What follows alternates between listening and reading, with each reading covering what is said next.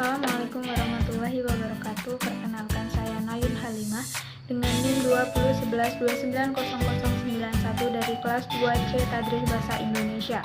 Di sini saya akan membuat video untuk memenuhi tugas teori sastra dosen pengampu Bapak Muhammad Alfian MA.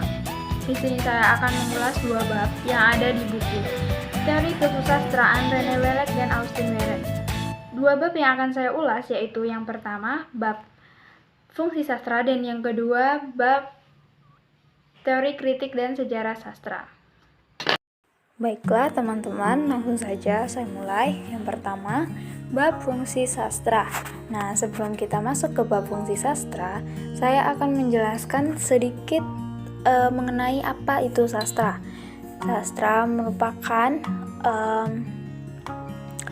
ruang wacana yang di dalamnya membahas berbagai macam hal, entah itu mengenai topik komunikasi, topik politik, topik ekonomi, dan lainnya. Sastra itu biasanya berbentuk tulisan dan di dalamnya mengandung nilai estetika. Baiklah, kita mulai ke bab fungsi sastra. Fungsi sastra yang akan saya jelaskan di sini ada dua.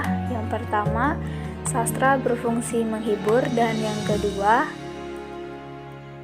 sastra berfungsi mengajarkan sesuatu.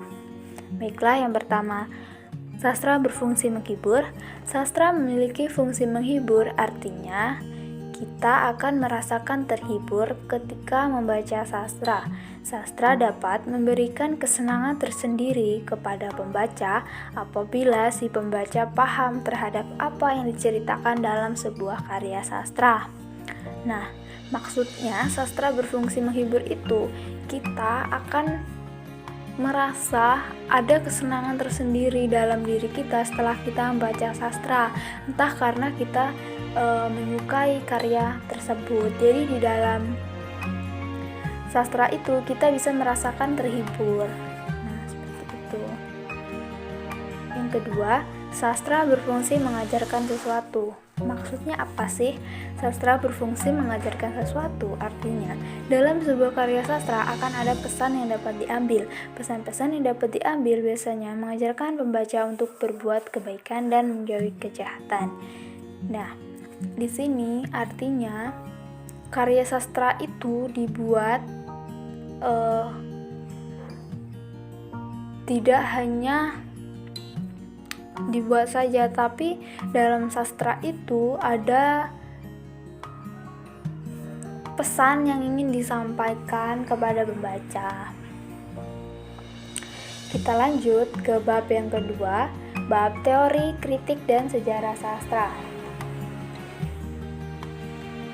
Di sini saya akan menjelaskan teori sastra, kritik sastra, sejarah sastra. Baiklah, langsung kita mulai dari yang pertama, teori sastra. Teori sastra merupakan sesuatu yang erat dengan prinsip-prinsip, hukum-hukum, dan kriteria sastra. Yang kedua, kritik sastra merupakan pertimbangan keunggulan dan kelemahan karya sastra berdasarkan karya tersebut. Kritik sastra mempelajari tentang karya sastra secara luas. Saya akan menjelaskan sedikit mengenai karya sastra. Apa sih karya sastra itu? Karya sastra merupakan teks yang menuliskan perihal manusia dengan prinsip estetika, misalnya seperti prosa, puisi, dan drama. Nah, di sini maksudnya kritik sastra. Dari namanya saja sudah kritik sastra, berarti kita memberikan pertimbangan keunggulan dan kelemahan pada karya sastra. Nah, yang ketiga, sejarah sastra merupakan kita melihat perkembangan sastra dari waktu ke waktu. Nah, maksudnya di sini kita melihat sastra itu dari waktu ke waktu, dari dulu sampai sekarang tuh bagaimana sih sastra itu. Baiklah, mungkin itu yang dapat saya sampaikan pada video kali ini. Apabila masih ada kekurangan, saya mohon maaf. Saya akhiri wabillahi taufiq wal hidayah. Wassalamualaikum warahmatullahi wabarakatuh. Terima kasih.